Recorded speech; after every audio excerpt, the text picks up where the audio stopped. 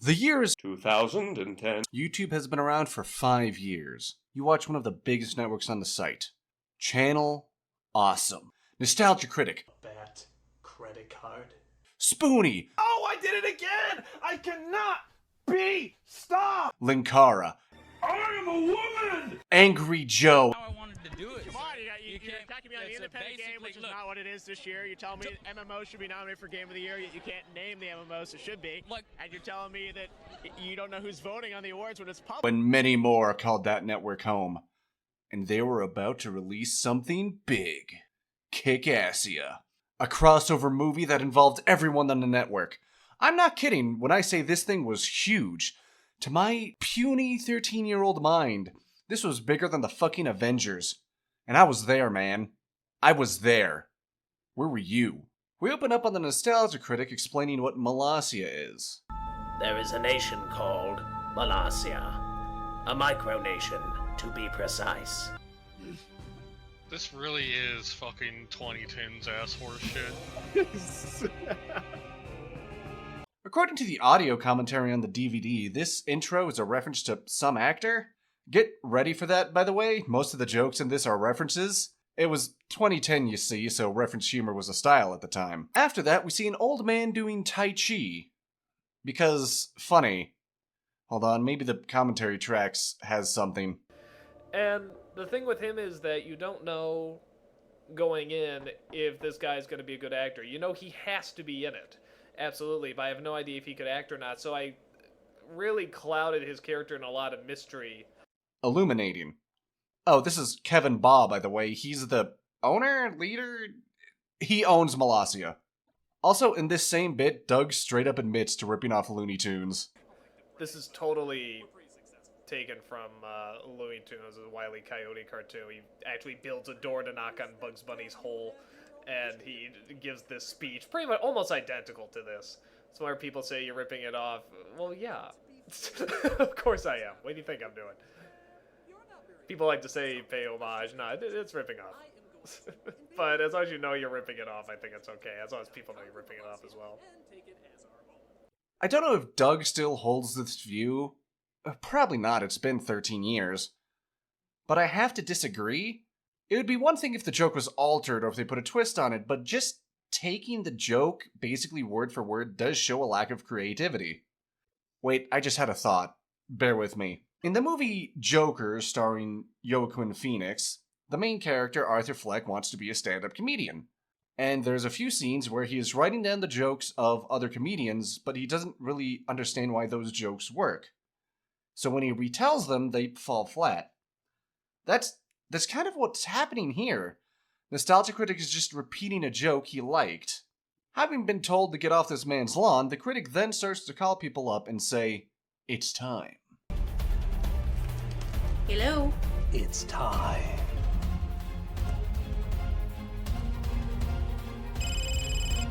What? It's time.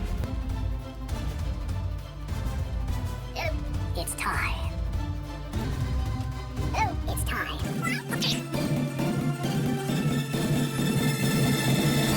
Yes. It's a never-ending loop of the same joke over and over again. How many minutes did that take? Like 5? Probably. And where are we all gonna stay? It's okay, I booked everybody a hotel room. Holy crap. Not in this time, you know, stuff like that. This is their little cameo that they make, and I was really blown away by Z's cameo, Little Miss Gamer, because I said you can just shoot it against a green screen if you want, and we can put the background in if you wish. And she said, I'll get back to you, you know, and by gosh, she sent us this really great looking cameo. Man, how quaint YouTube was at the time for that to be considered great. Finally, everyone shows up at Molossia in a hotel room. Oh boy, I'm excited. Are you excited? I'm excited. Excited! We get some character development, and the jokes aren't that great, but you can tell they're at least trying. I enjoyed this one with Spoony. Yeah, you're always trying to take over the world and stuff. No, I mean, I swear I don't. No. You got the goggles and the... No! I mean, okay, I was before, but that was the past. Nostalgia Critic enters the room and Mars Girl asks, why are they taking over a place that's barely even an acre of land? What can't we do with an acre of land? Well, actually, there are several restrictions and regulations you have to adhere to as a landowner. For instance, in Nevada, one of the residential codes state that a roof... How does that work? Where does that exactly come from? It doesn't make any sense. Make it stop! It doesn't make sense. Life doesn't make sense. Guys, I think I might be autistic.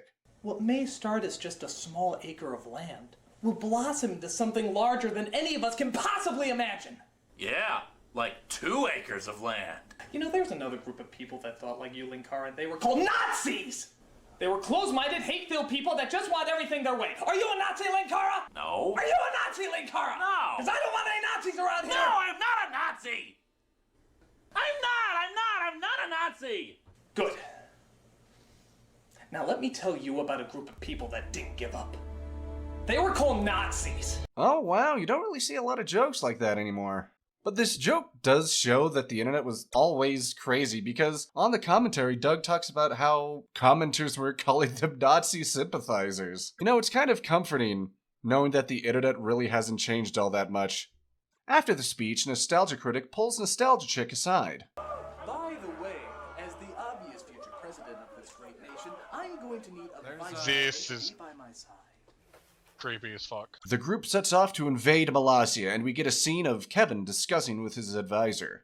So, this Nostalgia Critic guy says he might be invading our nation. What do you think?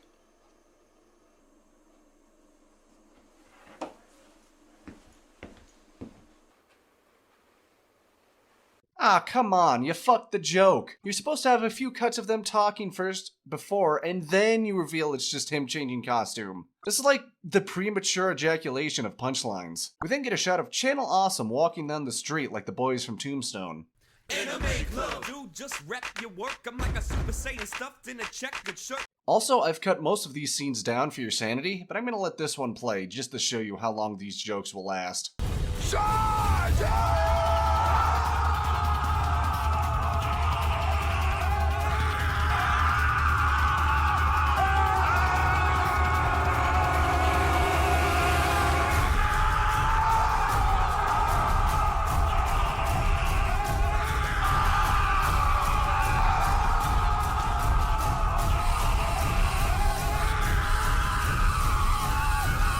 Unfortunately for Channel Awesome, Kevin has a secret weapon. A gun. Which forces everyone back. Okay, that shot of 8-bit Mickey in the fetal position was kind of funny, I grant you that. Channel Awesome returns to the hotel room where they come up with a plan.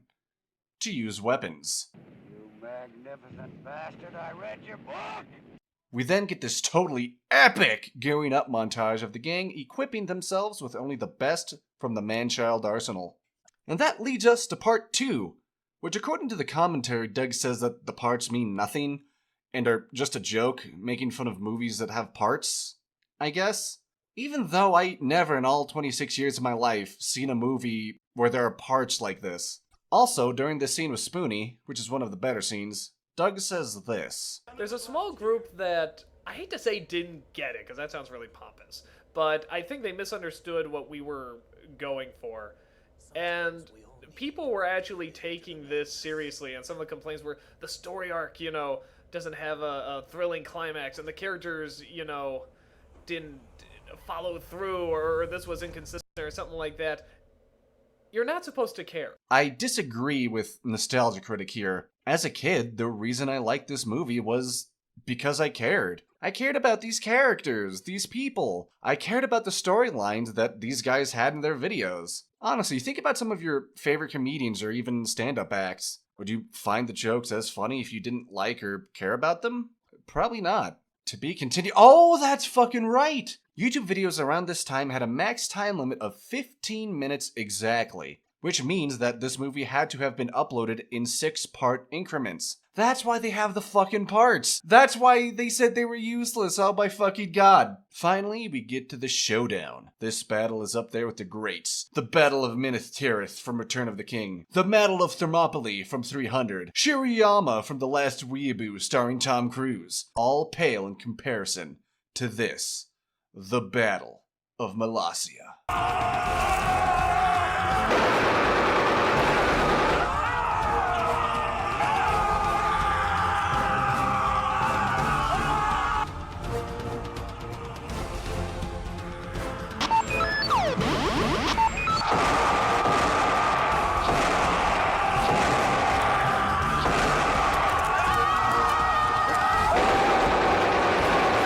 something you might notice here is that Juario, that's this guy, is in one costume, but then during the fight scene switches costumes. Now, it could be very easy for me to laugh at the continuity error here, but no!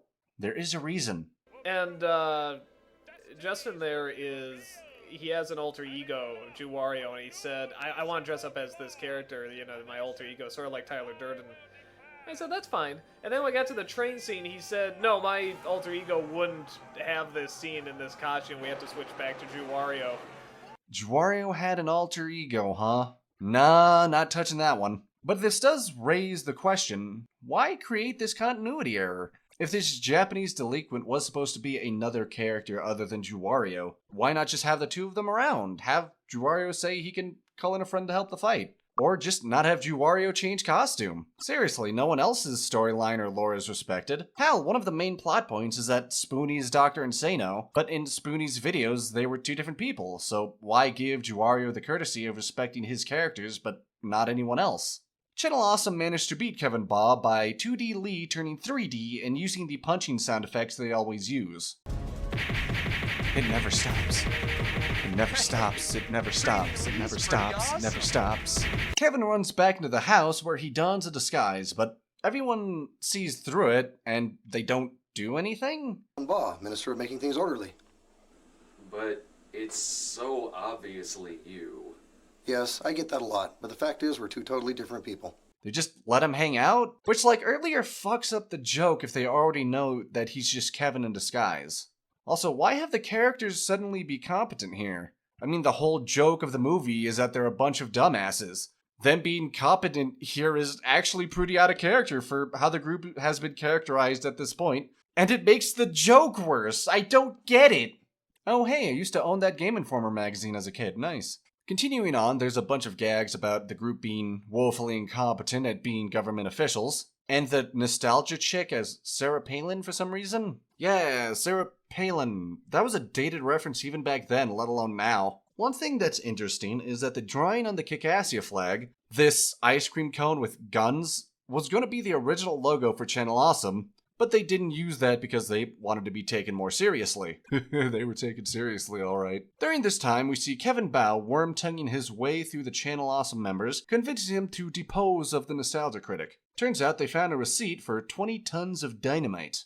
That's about 40,000 pounds, or 18,143.695 kilograms. While nowhere near the size of even the smallest nuclear bombs, which are measured in the kilotons, 20 tons of dynamite would in fact turn Molossia into a smoking crater, killing everyone around. Eventually, Channel Awesome has a meeting sans Nostalgia Critic, and they invite the Cinema Snob. Cinema Snob says that it's probably just Kevin fucking with them, so he goes to talk to the Nostalgia Critic about it. Like an adult. I mean, come on, 20 tons of dynamite on a 2010 YouTube salary? That's just ridiculous. There's even a rumor going around that you bought 20 tons of dynamite for yourself. No, that part was true. What? Oh yeah, the whole place is wired. You see, I've wanted this place for a long time. And now that I got it, I'm not gonna let anyone take it away from me. Look at Cinema Snob's face here. I know Doug is saying goofy shit. Snob is clearly concerned and afraid that the critic has gone insane. But as Doug says, we're not supposed to care. That point really is getting to me. It's antithetical to everything I believe about writing and making stuff. And clearly we're supposed to care a little bit, right? Why write a plot anyway? Why not just be a bunch of random skits or gags? Snob returns to the hotel room where they think of some ways to deal with the critic. I say we castrate him with a fork, tie him to a cactus, then play piñata with his entrails! However, Film Brain was listening to them through the door and snitches on them to the critic, leading to Cinema Snob getting arrested and exiled. May your honor be stricken forever. May your name always be associated with douchebaggery. And may you walk until you walk no more. Go! And never return. Okay, I'm gonna catch a cab. If anyone needs me, I'll be at the hotel down the street. Cinema Snob would then lead a guerrilla campaign against Kickassia under the name General Rock Out With Your Cock Out, which he still fights to this day. Nostalgia Critic then gets a scene that's honestly pretty pointless. It's got some jokes, yeah, but it's mostly just comes down to Ma-Ti from Captain Planet. Yes, really. No, I'm not explaining it. He tells the critic to not be a douchebag, and then the critic doesn't listen. Whoop-de shit. I really think Ma-Ti should have been in the movie beforehand. Like, maybe as an angel on his shoulder that the critic keeps ignoring. That could have been funny. Or hell, at least have him come back at the end when the critic gets his ass kicked to say, "I told you so," or something. Right now, the scene just feels like a waste of time. The rest of Channel Awesome decide that they only have one option, and that is for Spoonie to give into the madness and become Dr. Insano. All right. I'll give in to the madness.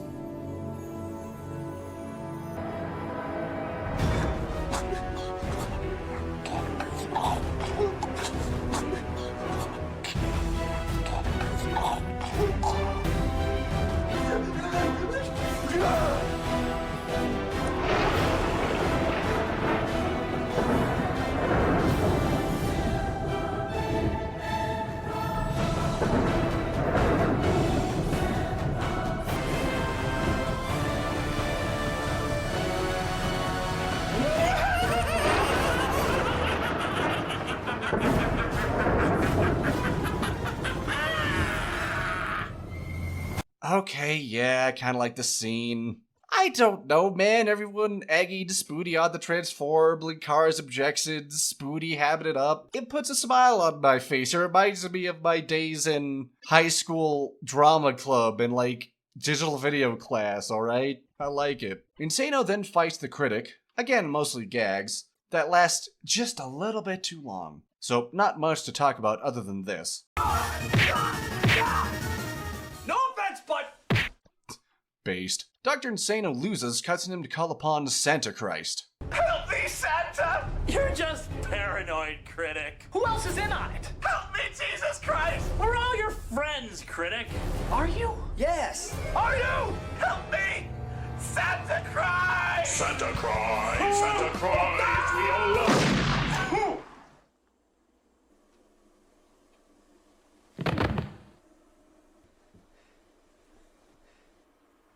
Well, gee, that's sad.